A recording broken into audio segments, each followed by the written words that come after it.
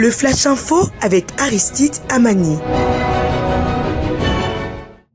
L'information est la devise de la démocratie. Mesdames et messieurs, bonsoir et bienvenue dans le bulletin d'information sur Poyo Web Radio.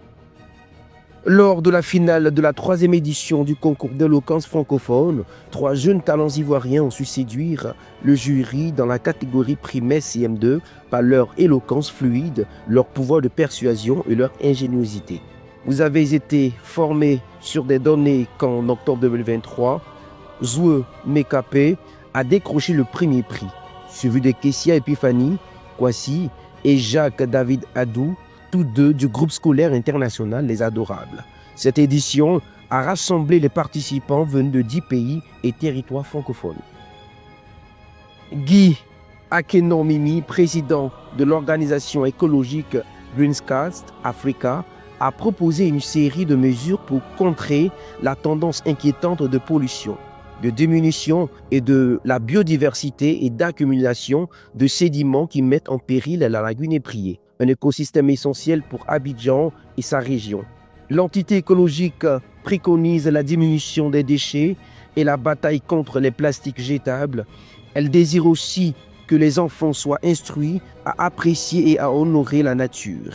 L'ONG recommande également l'organisation des campagnes de sensibilisation dans les quartiers riverains, la promotion de comportements éco-responsables, la mise en valeur des solutions locales pour le recyclage et la dépollution, ainsi que l'appui aux autorités pour des politiques environnementales plus fermes pour inverser la tendance.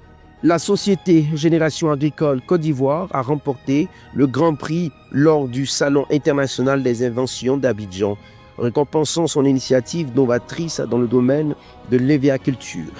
Cette distinction a été décernée à l'entreprise agricole pour avoir conçu une solution astucieuse concernant des tasses auto-imprimantes afin de répondre aux enjeux constants de traçabilité. Grâce à une subvention d'1 million de francs CFA décernée par le Bureau national d'études techniques et de développement, ce prix représente un soutien financier qui nous permettra d'augmenter notre potentiel d'investissement et d'accélérer la mise en œuvre de notre solution à grande échelle, a insisté M. Kwadio.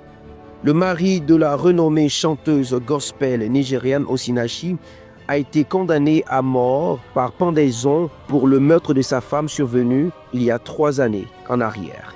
Peter Nwakouchou, arrêté en 2022, a également été inculpé de maltraitance émotionnelle, verbale et psychologique, de cruauté envers les enfants et de menaces criminelles à leur encontre.